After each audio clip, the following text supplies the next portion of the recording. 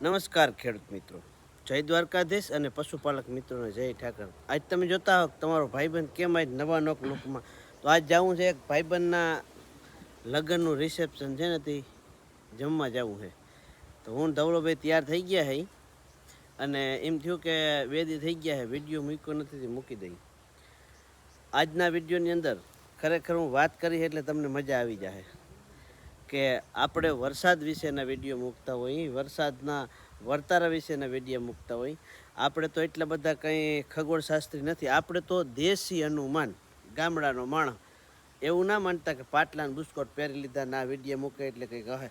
આપણે બધા માણસો હેરખા, અને નાનો માણસ હે એ, મોટો માણસ હે એ, એજ્યુકેટેડ હે એ, અને ગામડાવાળા હાવ નાનામાં નાનો માણસ કંઈ પણ ભણેલો ના હોય એ, આપણે બધા હેરખા.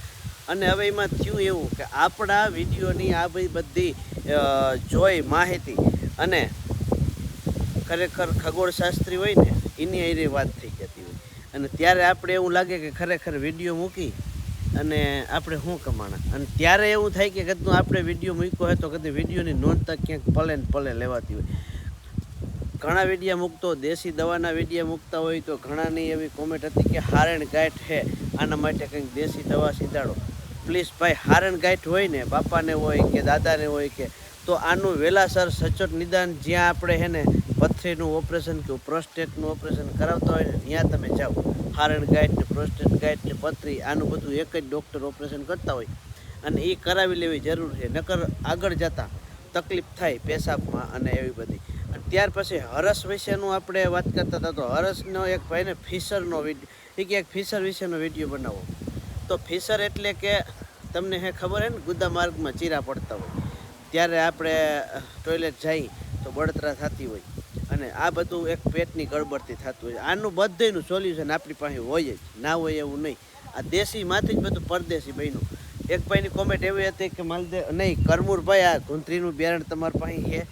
તો આપણા પાસે આનું બિયારણ ઘણું બધું છે. ઘણું બધું એટલે કે આખા ભારતમાં કે આખા ગુજરાતમાં થાય એટલું નથી, પણ 2-5 ગામમાં થઈ જાય એટલું આપણી પાસે છે. જવું છે હાઈટ કેવું ખાલી જોતા આવજો. આ કુંતરીની જાત તો એવી છે, પણ હાઈટ આનું થઈનું કારણ એ છે કે અમારી જમીનમાં અમે કેટલું બધું ખાતર નાખી તમને ખબર જ છે કે અહીંયા મારે 8 વીઘા જમીન છે. બધી 8 વીઘાની અંદર ક્યારેક ક્યારેક 18 ટેલર પડી જાય, ક્યારેક ક્યારેક 21 પડી જાય, ક્યારેક ક્યારેક 24 ટેલર હોય તો પડી જતું હોય. અને મોસમ અમે બે જ લઈ, શિયાળું અને ચોમાસું. તો પછી થાય જ નહીં. હવે વિચાર કરો જોઈએ આ રાડું કેવડું, ઓછામાં ઓછું 7.5 ફૂટનું છે. અને જો આમાં વાટ આવી, આ ડુંડું છે ને હજી નીકળીએ એટલે એક વેત, આ દોઢ પૂણા 2 વેત જેવું તો અત્યારે છે, 2 વેત જેવું થાય. આની અંદર લાલ કલરના દાણા થાય પીચાઈ ગયેલ જેવા. મિત્રો ખરેખર બિયારણ સુપર હિટ છે અને કોઈને પણ જોતું હોય તો 5 કિલાના 800 રૂપિયા છે. અને હું તમને મારે ઘરે બાચકી ભરીને એમાંથી આપી ઓછામાં ઓછા 4 થી 5 વાઢ આવે, બાકી પછી જેવી તમારી જમીન તાકાતવાળી. અને હું બતાવું કે મારી જાહેર એટલી ઊંચી છે અને તમે મારા આગળથી બિયારણ લઈ જાઓ ને એમ કહો કે આટલી બધી ઊંચી અમારે નથી થઈ, તો એવો વેમ ના રાખતા. કેમ કે જમીનનો પ્રકાર અને એની તાકાત જોઈ અને ગમે એ પાક વાવી થાય. પણ પશુના ચારા માટે બેસ્ટ છે, તબેલાવાળા હોય તો એના માટે બેસ્ટ છે. વાઢ આવે 4 થી 5. આ જે જાહેર છે ને આ પૂરેપૂરી 46 થી 48 દિવસની થઈ છે, બરાબર. અને 48 દિવસની થઈ છે. અને અહીંથી અમે વાટ પણ નાખી દીધો છે. જો હોય તો અહીંથી સીધો જો તમને દેખાય સામે છેડેથી અમે વાઢવું ચાલુ કરી દીધું છે. અને 50 દીમાં પહેલો વાઢ 50 દીમાં આવી જાય. અમે તો થોડીક દુસાની ખેંચ હતી લીલાની એટલે વહેલું ચાલુ કરી દીધું હતું. અને ત્યાર પછીનો હર વાટ 32, 35 થી 40 દિવસમાં આવવા માંડે. આની અંદર 6 થી 7 વાઢ આવે. અને કોઈ પણ મિત્રોને મગાવી હોય તો 5 કિલોથી વધારે ના મગાવતા, કેમ કે 20 કિલો નહીં આપવું. આ છૂટી જાજા ખેડૂને થઈ જાય. અને ત્યાર પછી તમે પણ તમારા ઘરે 1 કેરો રાખી દેવાય અને બિયારણ બનાવી શકો. તો બિયારણ બનાવવાની કંઈ પ્રોસેસ અલગ નથી. એક જ વસ્તુ છે કે આની અંદર નબળું ડુંડું હોય એ કાઢી નાખવાનું, સારું ડુંડું લઈ લેવાનું, અને ત્યાર પછી હું તમને એક એની પ્રોસેસ કાયદેસર બતાવું કે ભાઈ ડુંડામાંથી આપણે બિયારણ કરવું હોય, ઓરિજિનલ બિયારણ અને હારામાં હારા દાણા બધા ઉગી જાય તો કઈ રીતે કરવાનું. તો મિત્રો એની પ્રોસેસ છે, એટલો ભાગ કાપી નાખવાનો, ઉપર ચોટીનો ભાગ અને આ થડનો ભાગ, વચલો ભાગ જે હોય ને ડુંડાનો આ રાખવાનો બિયારણ માટે. અને ત્યાર પછી એને ફૂલમ ફૂલ તડકે તપી જાય, સુકાઈ જાય એટલે ટ્રેક્ટરથી મહરો, થ્રેસરથી કાઢો, હલરથી કાઢો, અથવા થોડી હોય તો ધોકેથી કૂટેડીને પણ નીકળી જાય. નીકળી ગયા પછી 2 થી 3 દિવસ ધોમ તડકામાં સૂકવી અને ત્યાર પછી સાયણે લઈ જઈ ઠંડી થવા દેવાની, અને પછી થાયરેમ નાખી અને પેકિંગ બનાવવાના.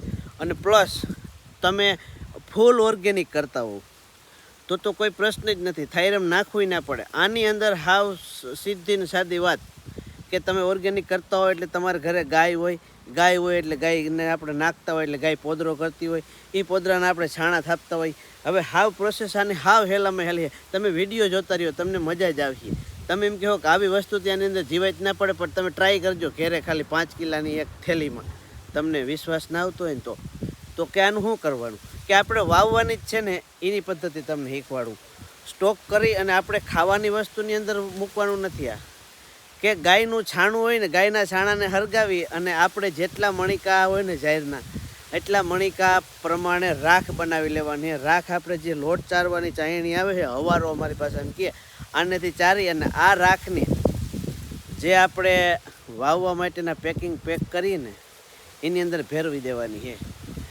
20 કિલોની અંદર ખાલી 250 થી 300 ગ્રામ રાખ ભેરી અને ઓલો જેમ દવાનો પટ મારીને આ રીતનો પટ મારી અને રાખી દેવાની છે.